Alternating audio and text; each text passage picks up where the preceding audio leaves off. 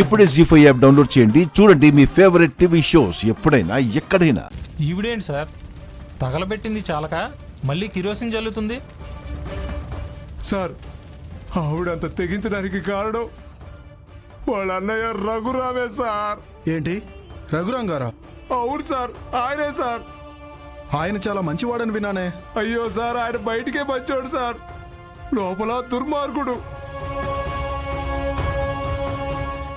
నేను కూడా అందరూ మంచోడు మంచోడు అనబట్టే నా బిడ్డను ఆ ఇంటికి ఇచ్చాను. ఇదిగో ఇంతవరకు వచ్చింది సార్.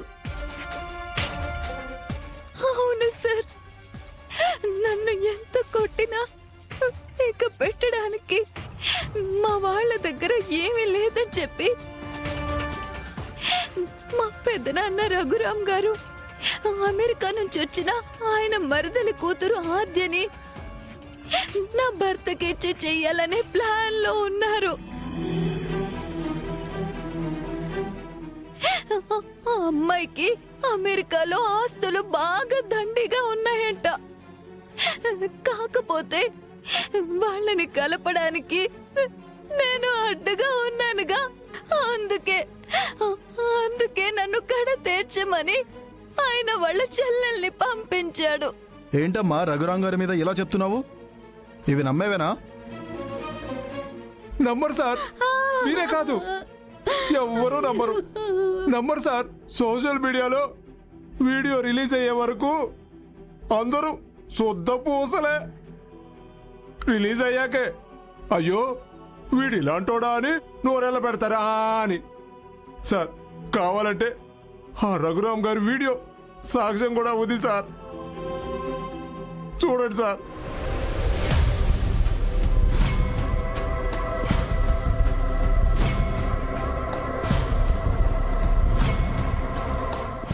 అయ్యో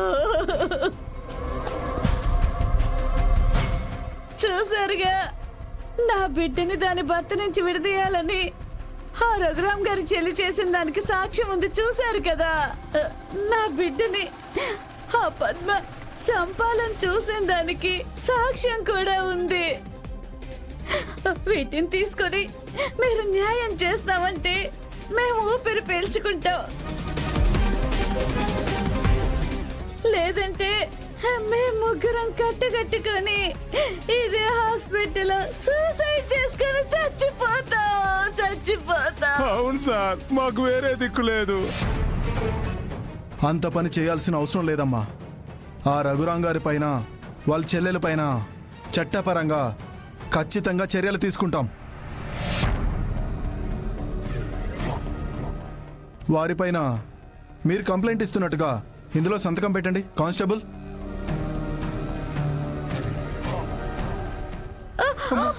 అమ్మ చారు, మెల్లగా చారు.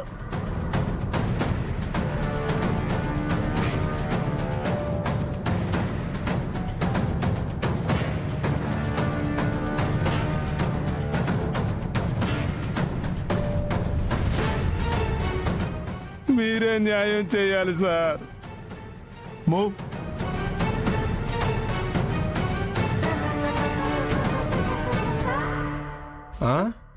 ఆహా,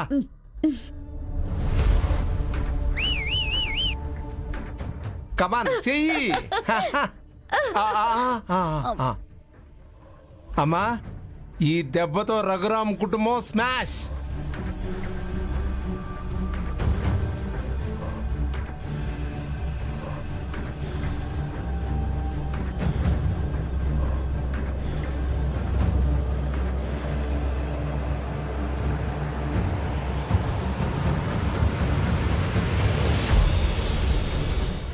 ఏమండి? ఏంటి జానకి? చారుని తీసుకురమ్మని పద్మనొక్కదాన్ని పంపించారు.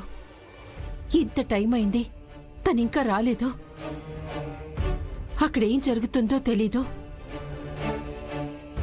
ఎందుకో నా మనసు కీడు శంకిస్తుందండి.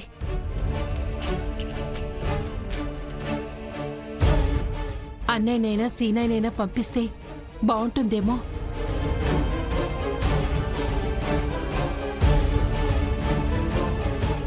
వాళ్ళు ఎందుకు చెప్పండి, వెళ్ళమంటే నేను వెళ్ళొస్తాను. ఏమంటారు బావగారు?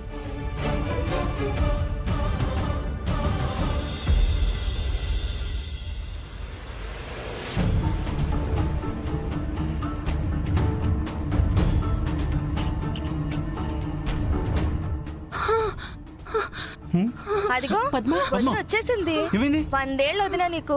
అందరూ నీ గురించే మాట్లాడుకుంటున్నాం. వందా నీ బొంద ఏం ఫ్యామిలీ అనిది? ఏం మనుషులే వాళ్ళు? కృష్ణదేవరాయల ఫ్యామిలీ మాది అని చెప్పి ఎక్కడ లేని గొప్పలు చెప్పి దాన్ని నా కోడలుగా చేశావు. వాళ్ళ అస్సలు బతుకు ఇప్పుడు చూస్తున్నానే. ఒరే తమ్ముడు, నువ్వెందుకైనా మంచిదిరా. ఈ పార్వతితో కూడా జాగ్రత్తగా ఉండరా. నమ్మలేం వీళ్ళని. వదినా ఏంటి ఈ ఆవేశం? వెళ్ళేటప్పుడు వాళ్ళని చంపుతాను నరికేస్తానని చెప్పి వెళ్ళావు. కొంప తీసి అన్నంత పని చేసేసేవేంటే? ఏమండి పద్మ,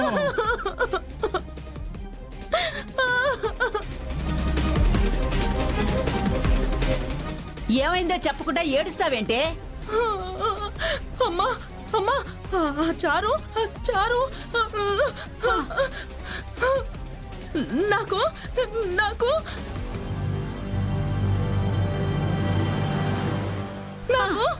ఏంటమ్మా?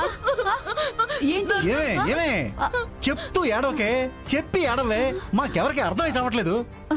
ఆ చారు నాకు పెద్ద చావి తీసుకొచ్చిందండి.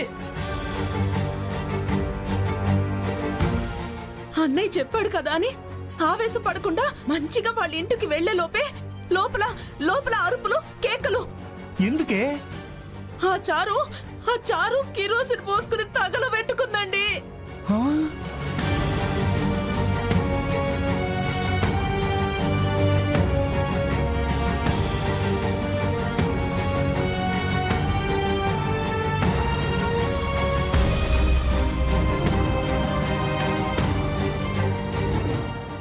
ఆ ముక్క వాళ్ళమ్మ గౌరీ నాకు ఎదురొచ్చి ఏడుస్తూ చెప్పిందా, మంటలు అర్పకుండా ఎక్కడికి పోతున్నావు అన్నాను నేను.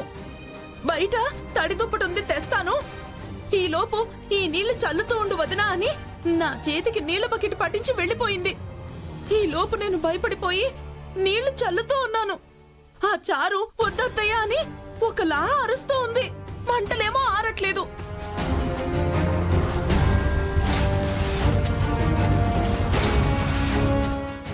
ఈ లోపు తడి దుప్పటికని వెళ్ళిన ఆ గౌరీ దుప్పటితో రాకుండా చిట్టిపాటికి తీసుకొచ్చినట్టు చుట్టూ ఉన్న జనాలను అందరినీ తీసుకొచ్చింది.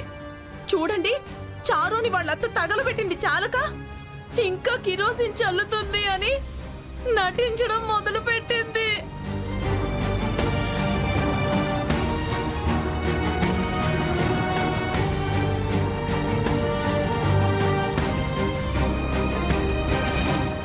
అంటే అంటే నువ్వు చల్లుతుంది నీళ్లు కదా? అయ్యో కాదండి, మరి ఆ బకెట్ లో కిరోసినే పెట్టించారు కానీ నాకే నీళ్ళని పట్టించారు.